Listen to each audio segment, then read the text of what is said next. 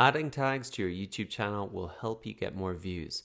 By telling Google what your YouTube channel is about, you'll have a much better chance of appearing in the search results or in those suggestive videos. By default, your YouTube channel will have no tags, so you do need to add them manually. To do that, you want to come up and click on your channel icon and then come down into Creator Studio. Once inside, come down to the left-hand sidebar and click on Channel, and then come down into the Advanced section. It's in here that you want to add in your channel keywords, and you really want to make them relevant to the videos that you are putting out. For example, if I had a channel about cooking, I could put in things like cooking, recipe, meals.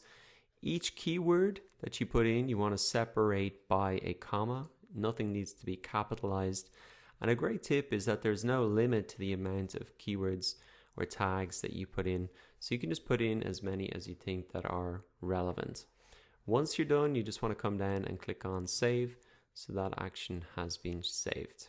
Now it's your turn. Come into the Creator Studio and the Advanced section under your channel and add those tags to your channel so you can get more views.